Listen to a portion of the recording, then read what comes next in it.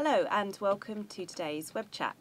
My name is Helen Amas. I work here at the TES Resources, and I'm joined here today by film producer Stephen Woolley, who's going to be talking to us about his recent work in adapting Charles Dickens' classic novel Great Expectations for the big screen.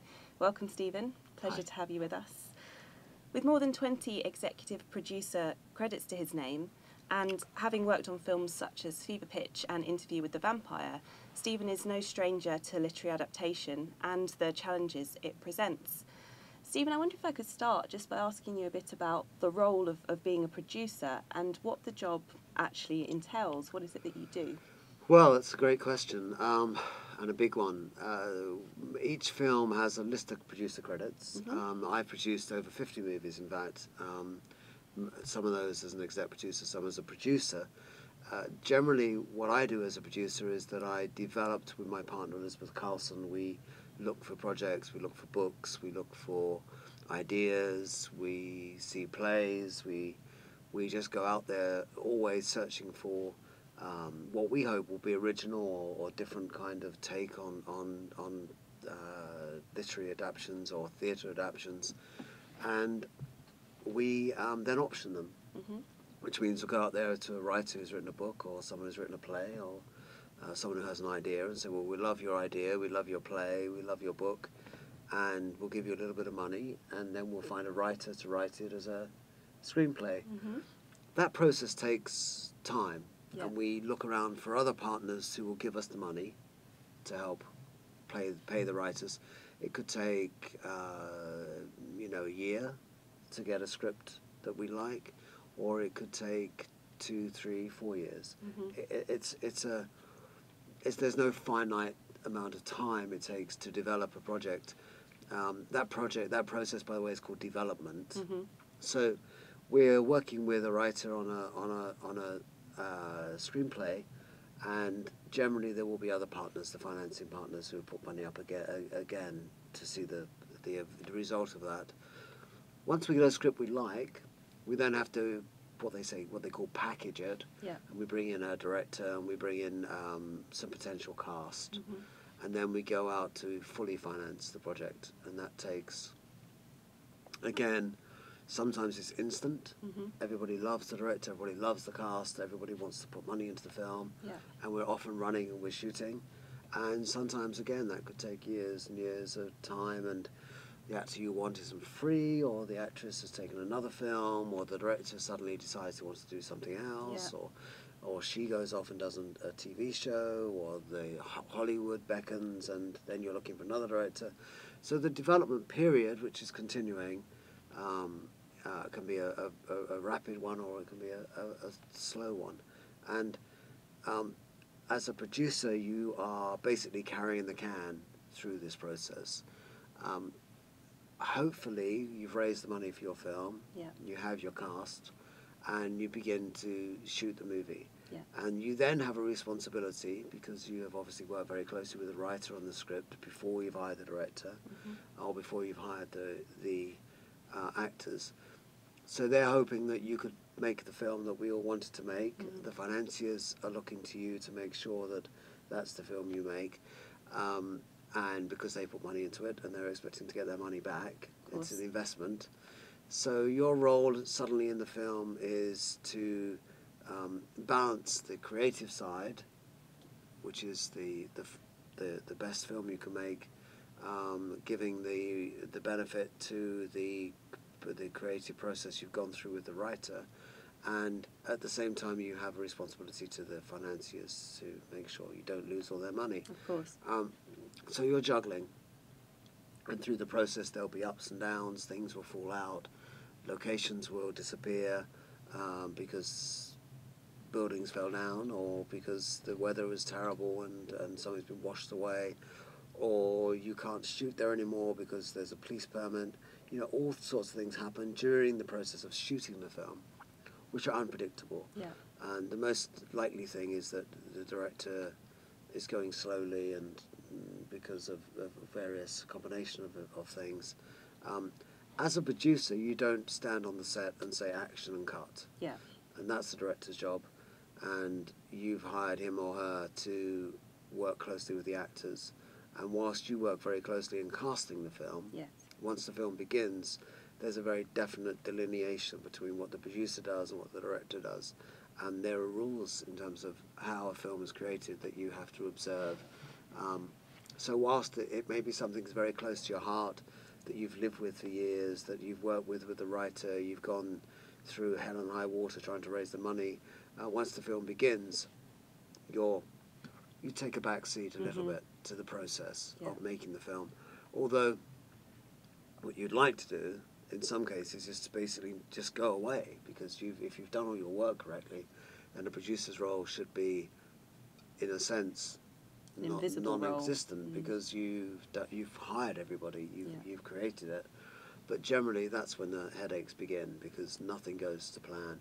And I always say you're firefighting. I mean, you're putting out fires, little fires everywhere, and you're trying not to connect the fires up.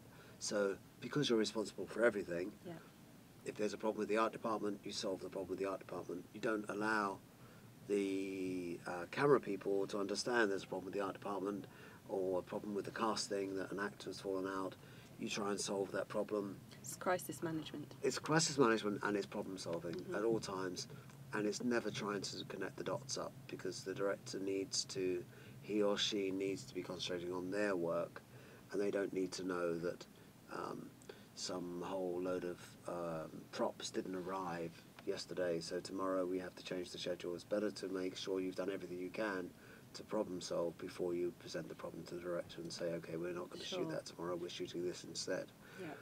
And it's an ongoing process. The more films you make, of course, and I've been producing films now for 28 years, 29 years almost, the more films you make, the more experience you accumulate, and therefore each film should be easier. But the reality is that every film presents different problems, and if you were to bring your experience to every film, you wouldn't get up in the morning. No. You just would go, well, it all went wrong on that one, so it's all going to go wrong on this one. So you have to keep a very clear head and a very open mind when you're making a film, so that you can't constantly refer back to the film before. You have to keep thinking, well, this will be different. And it always is. And you know, even though you avoid the same problems you had in the last film, a whole new load of problems arise, which could be to do with shooting with animals, or with children, or on high buildings, or safety issues have changed, or you can't shoot that picture of someone, and libel laws change. You know, films are affected more and more and more by the environment that we live in, and society that we live in. When we're not, although we're creating artificial worlds, we're living in very much the same world that everybody gets up in the morning and has to face. So, there are different laws all the time about what you can and cannot say in a film, different laws about what you can show in a film. We have censorship problems. We have to worry about, the producers have to worry about the kind of film they're making, the audience that they're targeting. There's no point in making a film for very young children that gets an 18 certificate, and there's no point in making a film, strangely, for very old people that gets an 18 certificate, because that audience doesn't want to see extremely violent films, or films with bad language, or films with sexual content. A teenage audience wants to see something else. And so you have to think about that audience. You can't be very slow. Generally, teenage audiences want things to be a little faster, and they'll want things to be a little bit more like TV they watch. That's the other thing that we're in a world of constantly dominated by the internet, and constantly dominated by people downloading, by television, by we can't ignore those facts. We can't simply go, okay, well, we want to make films in this way. The audience will just shrug and go, well, we don't want to see that kind of film, we want to see this kind of film. So, they're asking a question of what a producer does is probably... It's quite a massive question. It's a long question. answer, I'm sorry. No, it's all right. It is a long answer, because when you see a film, you see a whole list of producers. Sometimes one of those producers may only have just thought of the idea and gone to Hollywood and said, I've got a great idea for a film. I think Brad Pitt should star in this. And strangely, Brad Pitt thinks so as well. And then you go on the plane, go home again, and take lots of money for it, because it was sort of your idea. And other times producers are on the film because somebody else has run with the project, and then at the last minute they think, well, actually I can't cope with the size of this now. I'll bring in somebody else who's more experienced working on set with a director and with a crew, and I'll give them a producer credit, which is what I've done in the past. You know, I've developed a project for a period of time, and then I've asked somebody to come on board to produce the film with me. Yeah. And what they've in effect done is that they've babysat the movie while I'm trying to get other things done, possibly other movies or possibly things on that film which need work. So it's a complicated and complex and quite a difficult role, but it's one that you I think you either take to or you reject. I think, and it's obviously a rewarding job once you It's know. extremely. I find it extremely rewarding. I started off at school loving films, and I still have, you know, like everyone else does, my top 100 list of films I love, and films that inspire me, and films that you know, I want my kids to see, and blah blah blah. So because I started off like that, almost like a collector, almost like someone who was always seeking out new movies, always wanting to see a new film by a director or a new film with an actor or actress, I put a certain store by films, a certain amount of importance to a movie.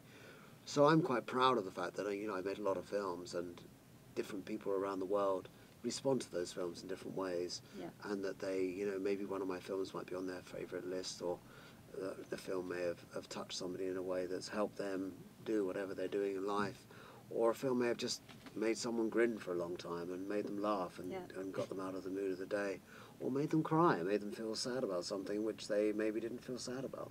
So films have an effect. They stay there for a long time. That's what's great about it. It's great. It's a great thing to do because you have a tangible thing at the end of it. Yeah. A lot of us work, and at the end of it, you just come back and you go on, and you don't really have anything to say, okay, well, that's what I did.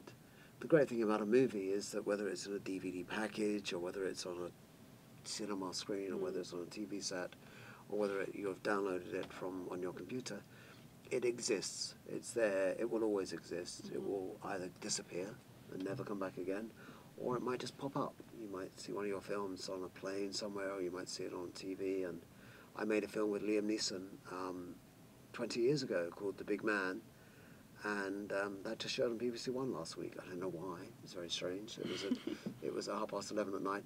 I think because Liam Neeson was also the star of Taken and Taken 2, which has just been released. Topical. And people thought, oh, Liam Neeson, oh, we've got this old Liam Neeson film, why don't we put that on tonight? Yeah. And that's great. And a lot of people called me up and went, oh, did you see The Big Man was on? You know, Billy Connolly was in it, and it was a film I love making in Glasgow, and it was great. You know, it was on there again. So, you know, they don't go away. Yeah. And that's what excites me about what I do. And I think I like to make films that have an historical aspect to them as well, because I think that's something important to me. Was that what drew you to Great Expectations as a project? Was it the historical aspect, or were you a Dickens fan already? I was a big Dickens fan as a kid, and I grew up in London, in Islington, and one of the first books I read was Great Expectations, and it affected me hugely. The part of London I lived in, which was I grew up in the 60s, had been badly damaged during the war by bombs, and we literally played on bomb sites, and we lived, 5 of us slept in one very small room, and we had a little kitchen, and we had no fridge or no car or no telephone or none of those things. Well, I had a great childhood. I wasn't not complaining about it, but I always loved the world of Dickens because it seemed quite close to the world I lived in a way, and this notion of someone just coming along one day and saying, you've got great expectations. Yeah.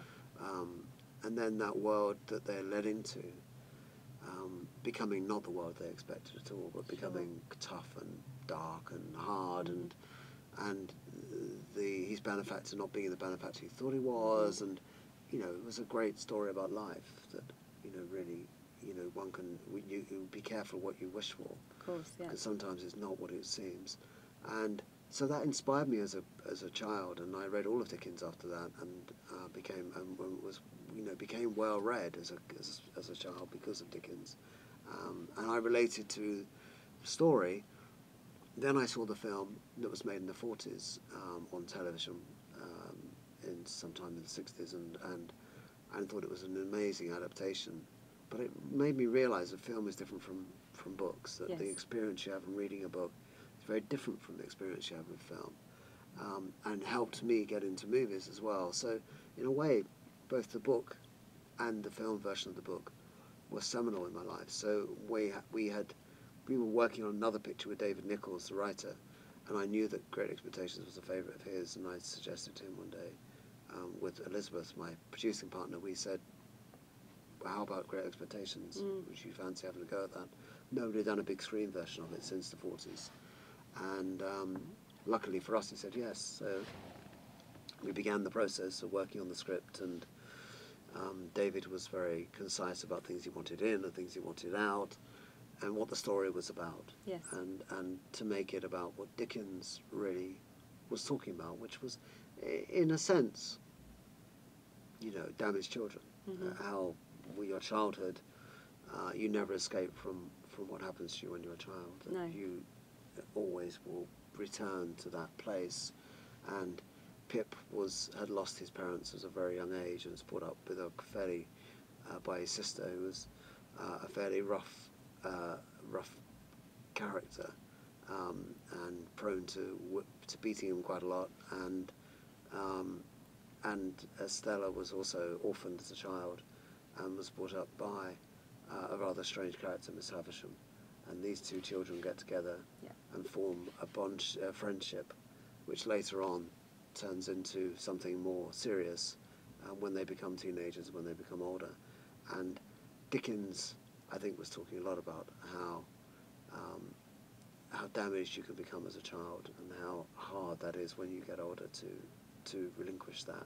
So would you say that's sort of the heart of the story, is this kind of trying to overcome what you've been through as a child and move forward from that? Yeah, I think the heart of Great Expectations, the book, and the heart of our movie is the relationship between Pip and Estella. And what the film does is it peels off the story of how they became how they became what they are, and what the circumstances are that led to that.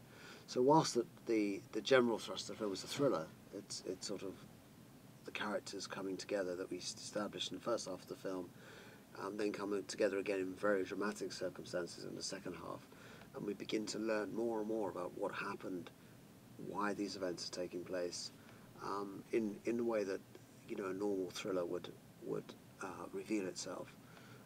The essence of the core of the film really is Pip and Estella, and how they manage to survive what has gone before as children. Yeah. And Dickens is known for his huge characters, and people remember the characters, so that makes sense. The Dickensian world is larger than life, which is why we have people like Robbie Coltrane and Ray Fiennes and Helena Bonham Carter playing those parts, because they are wonderful actors at playing characters that are bigger than life. And that's really how Dickens wrote, because that's the world he was surrounded by. Yeah. Great Expectations is one of the few novels that Dickens wrote in first-person narration, which gives it a sort of an intimacy, I think. How did you go about translating the sense of the narration into film? Is that something that you think about, or do you concentrate mostly on the story and the characters? I think the process of writing was really deciding what are the important factors that we need to keep in and what we need to take out.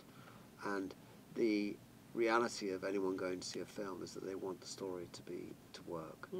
And so you're always balancing the nature of the film and the themes of the film with telling a good story. And I think the essence of Dickens was that, although he did have, as you said, larger than life characters and situations which were often full of humour and often full of melodramatic moments, that the story was important.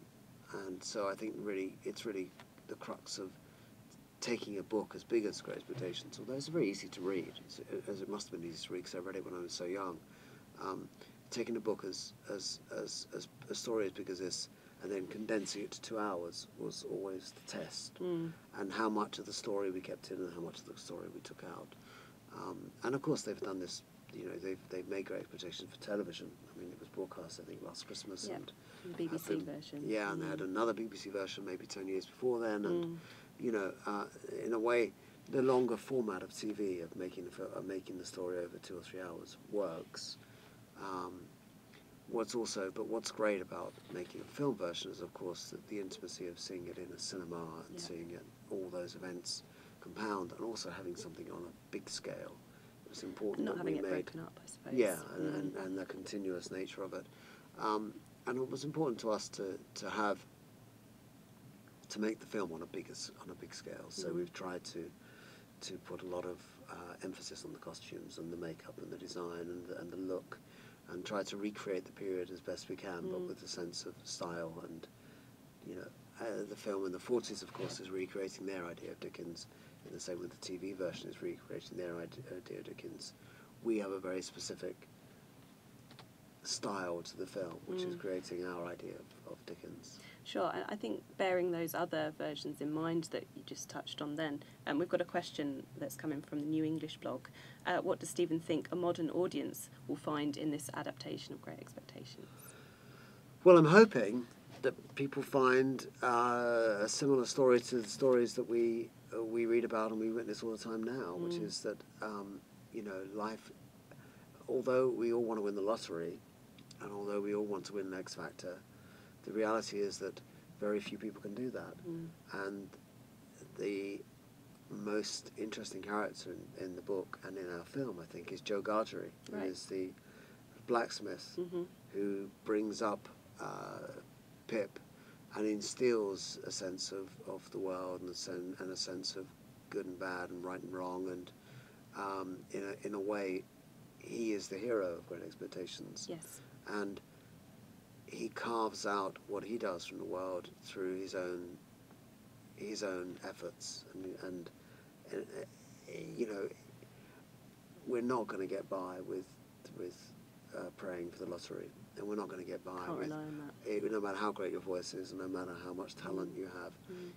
Only one person's going to win the X Factor, or maybe 10 people would win the X Factor, but that's 10 out of a million, and that one in the million chance is not going to come by for all of us. So it's better to make the assumption that Great Expectations may come to you, and that would be great if it does, but in the meantime, the world will pass you by if you don't grab hold of it. And I think that is an eternal, even though Charles Dickens was born 200 years ago, and we're releasing our film in the 200th anniversary of Dickens' birth, that story is as relevant today as it was then. And I think that's really what drove us on to try and tell this story, was that things haven't changed much in 200 years. You better be careful not to believe that moment's going to come by. It's like Willy Wonka and the Chocolate Factory. You're not going to get the golden ticket necessarily, and you can't rely on life giving you the golden ticket. So we thought that was a rather pertinent story to tell now. I think that's something that young people today will be able to really relate to. Quite often they're going out and making these decisions. I mean, Great Expectations is an A-level text commonly in schools, so it's taught to 16 to 18-year-olds, and these are students who are making their choices about university, about A-levels, about what to do next. And there's quite often a expectations placed on them, both from themselves and from outside of that. And so perhaps Pip and Estella's story is something that they can relate to. I think I'm hoping that's the case, and I do think that but it is a very strong film for young people now, and I think they will feel that the idea of I don't think it's a snobbish thing. Everybody wants to move outside of the circle they live in. Nobody wants to simply stay where they are. I mean, as a father of 3 daughters, I want my kids not to want my life. I want them to want their life. Of course. And so it's not. I wouldn't endorse the idea that you shouldn't fly the coop and go out there and take on the world. I think that's really important that you do that. But at the same time, I do think you often do look around you, and the world is much bigger and better, even in your own immediate vicinity, than you might imagine. Yes. Well, I think one of the problems for teachers, obviously there might be a lot of teachers watching this web chat today, in using a film adaptation in the classroom, is trying to make sure that that doesn't eclipse the text in the minds of the students, because often film is a more familiar, perhaps more comfortable medium absolutely. for them. I know when I've been teaching, I've read plenty of essays which talk about Romeo and Juliet and exploding petrol stations from showing the Baz Luhrmann version. Yeah. Do you think that there's a tension there between the book and the film? The And process of books and films. I Yeah. think it's a really good question. I often encourage my kids to try and look at different interpretations. I mean, I was lucky. I was doing Macbeth when I was doing O level, and there were three things that I was exposed to. One was the Kurosawa film, which was called Throne of Blood, which I saw when I was 14, 15, whenever I did Macbeth, which is the Japanese version, almost a sort of a very theatrical version set in the samurai days, with fantastic cast. And then I saw Polanski's Macbeth, which was a big-ish budget version of Macbeth with a host of British stars at the time, and was a very violent version. And I saw a production at the Old Vic with Diana Rigg and Anthony Hopkins playing Macbeth, which was an interesting, quite controversial version of Macbeth. And I think what I loved about seeing three different interpretations was you could work out the things that people wanted to keep in. And the Japanese version emphasised some of the things some of the characteristics of Lady Macbeth, making her quite evil. And the production in the theatre was actually making Macbeth slightly more sympathetic, or maybe it was to me because I loved Diana Rigg at the time, and thought she could never be evil. But I think that if you can see different interpretations of books and not stick to one, then I think it opens up the book more. Yeah. And so I wouldn't encourage someone just to see our movie of Great Expectations and go, oh, that's it. I would say, well, no, go and look at the old movie as well, and maybe look at the TV series, because great story is always worth telling. Yes. And the one thing with kids and with adults as much is you think, oh, well, I know that. I've done that. I've seen that before. I've read that. I've seen the play. You know, it's incredible how much you can re-watch a film or reread a book and go to see a play again, even if you've just seen it, and how much more texture you see and how much more you get from the vibrancy you get from a book or from re-seeing a movie. And I think that if you can use film and use theatre as a way of illustrating or way of adding into the pleasure of a book, it's invaluable. Yeah. It's invaluable because, you know, kids have different brains, and some of them gravitate towards a scientific aspect of something. They don't like the story. It doesn't make sense. Don't get that.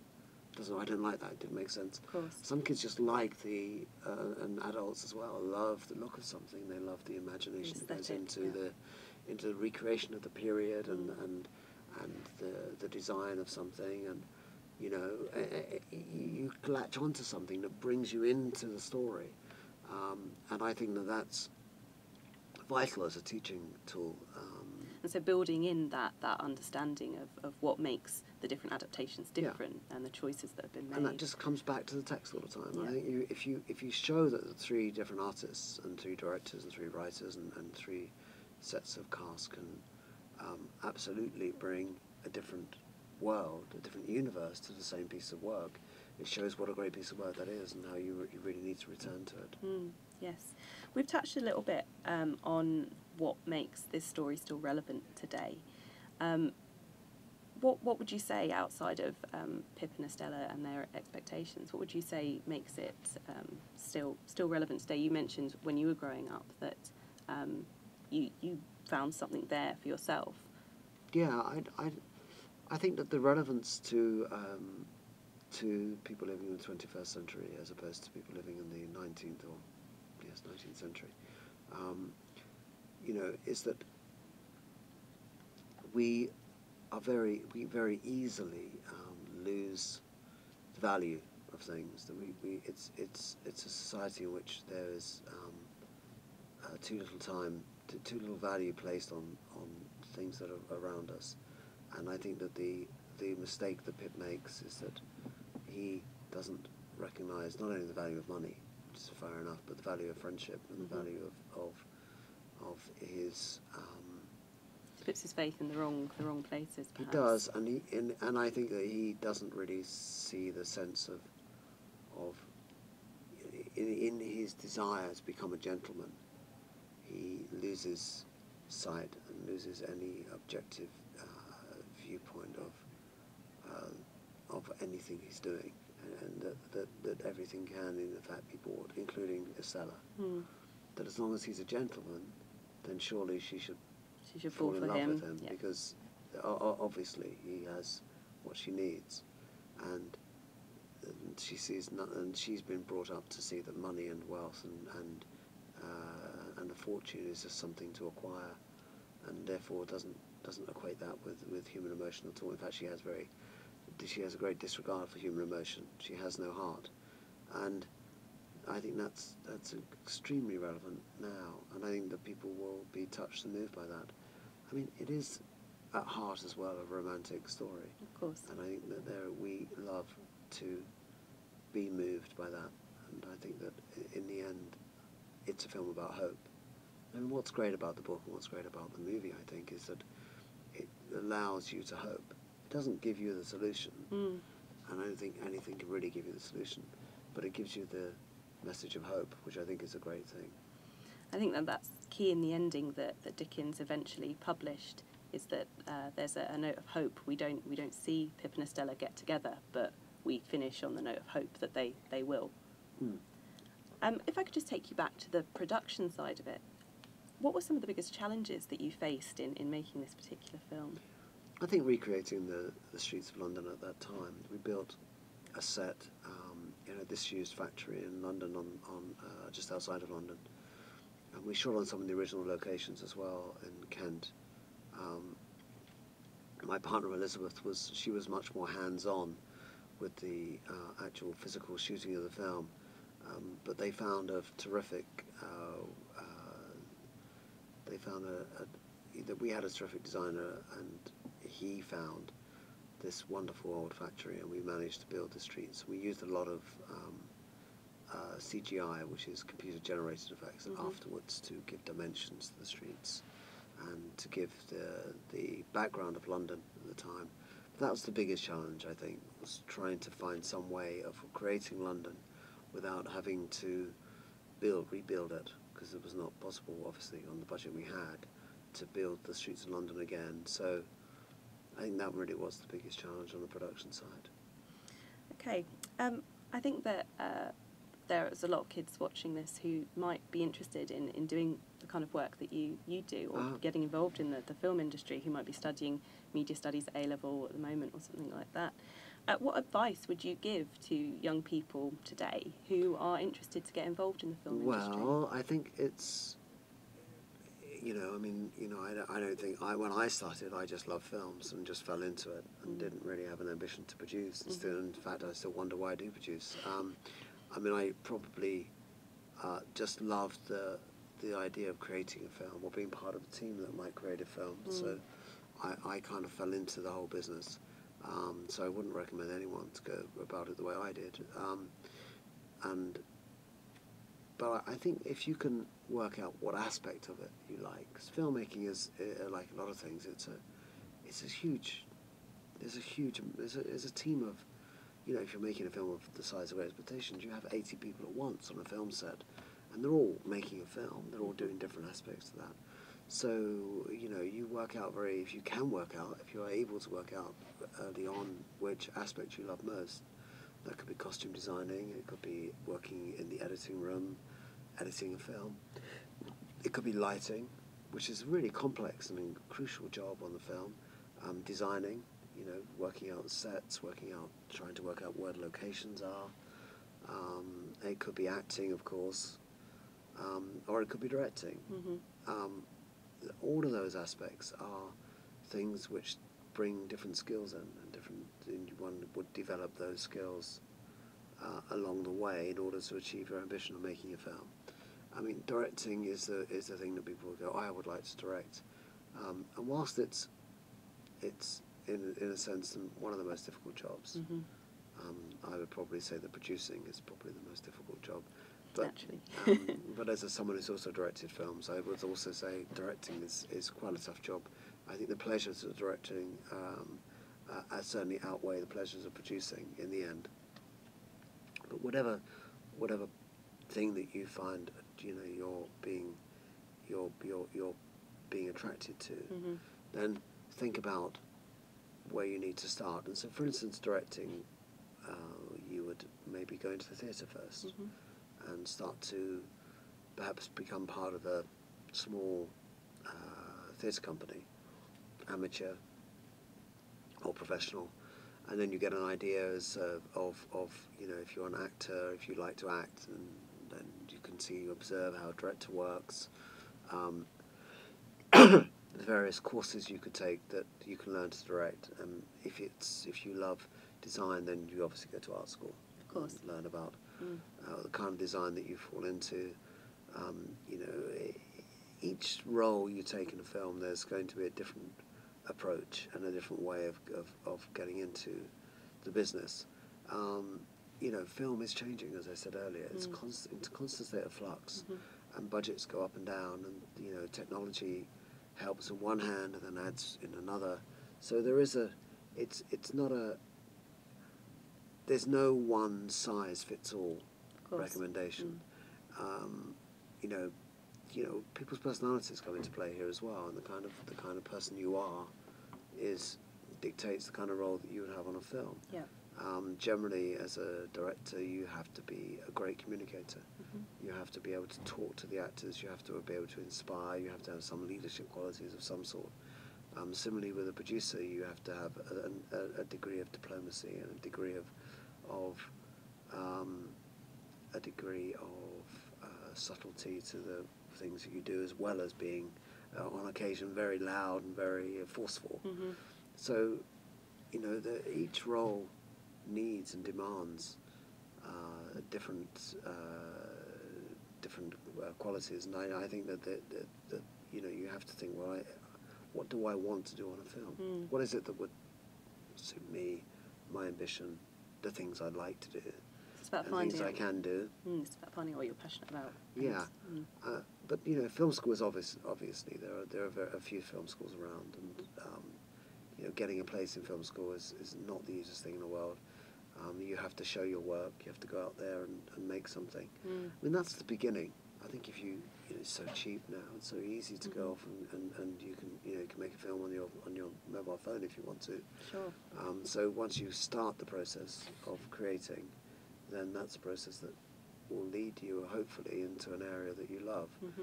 I mean, acting is a very good start. Is that something that you've done? Or? I did a bit of acting when I was a kid, but I was too shy. I didn't enjoy it, and I've luckily, when I was at school, there was a film course that which was really about theoretical studying film. They'd show a film, and then the next week we would talk about it and write about it, and I loved that course. It was wonderful. But I was also at the time quite addicted to cinema anyway, so I was going off to the cinema quite a lot on my own to see movies.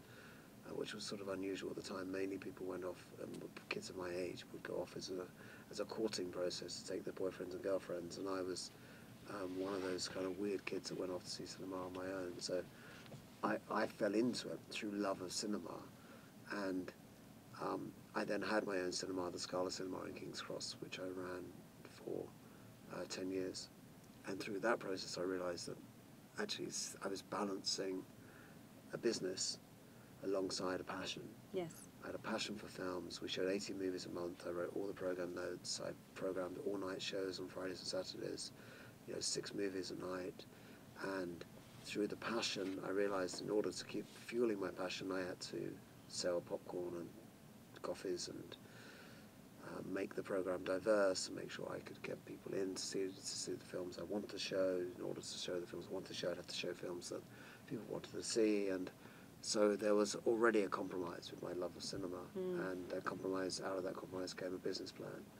So I think that that was an unusual way of getting into films. And I started my own video company, which was quite successful, my distribution company. And then I started making documentaries about making films.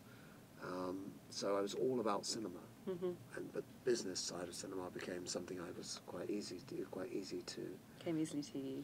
Yeah, it was easy to adapt to because I was allying business with passion. I find it very hard to look at a business plan or to sort of get too excited about money unless there's an end result to that, which is something I'm passionate about. Yeah. So if I'm not, as I say, I'd probably make a great used car salesman if I really believed in the used cars. But if I don't believe in them, you have to believe in it. If I believe in something, then you'll never find anyone who would be more passionate about that thing. But if I don't believe in it, I can't fake it. And I think that's really the key to whatever one does in life. If you really believe in something and you're passionate about it, and that could be, some people could be passionate about the colour of a sofa, and some people could be passionate about butterflies. And I love people that are passionate, and I love to meet those people, and I love to hear them talk about the thing they're passionate about. For me, it was films as a kid. And so, someone might not care about how much it costs to build a small hut, unless that hut was for their bees, and they love bees, and that's it. And then suddenly they can tell you all about a beehive, and how much it costs, and how to build it, and how many you can build, and how much money this costs, and they're away. And I feel the same way about film. I fell into it because I discovered I could use both sides of my brain. I could use the business side, and I could use the creative side, and that's what took me. That's why people around me encouraged to produce, and I think that's an unusual thing to have. But in the end of I suppose for me as a career of 30 years that I hope will go on a few more years, I'm constantly surprised by how different and how much pleasure I can get out of a film. And I think you have to love history, and you have to love. That's another thing that I think is important, is reporting on history. Some of the films I've made, like Michael Collins, Scandal. I made a film about called Backbeat, which is about the Beatles in Hamburg. The film I directed was called Stoned. It was about Brian Jones and the Rolling Stones in 1968, his death. And I love history. I love how we can tell historical stories with film and illuminate parts of history that perhaps have gone away or perhaps have been forgotten. I made a film called Michael Collins, which with Liam Neeson again. Liam's name comes up again. Name dropping. In the early 90s, which was set in Ireland during the 20s, and it's part of history which I'm very proud of having been associated with, and it's probably the most successful film ever released in Ireland. It was a part of history that everybody wants to keep covered, and I think it was great that we made that film, and I'm very proud to be associated with it, and I learned a lot. I learned about that part of history, so that and investigative journalism. When I made Scandal, I had to interview people after people about an affair that overthrew the government of 1960, and I had to learn an awful lot about those characters and make sure we got it right and tell the truth, and so all those things come into play, which as I say, for a producer is I find a joy and a great pleasure, and I'm very, very fortunate to have had the career I've had and to continue on this career, which of course will end dramatically if people don't go and see Great Expectations. Of course. So please go and see the movie, whatever you do, because otherwise I won't have a career, and that'll be terrible. So there you go, whatever you're passionate about, whether it's making film or keeping bees, then you need to follow that. Thank you, Stephen, for that advice and for joining us here today. And thank you to everyone watching. If you missed part of this web chat, or if you simply want to watch it back, it will be available online soon. And you can find that at tes.co.uk/webchats. Goodbye.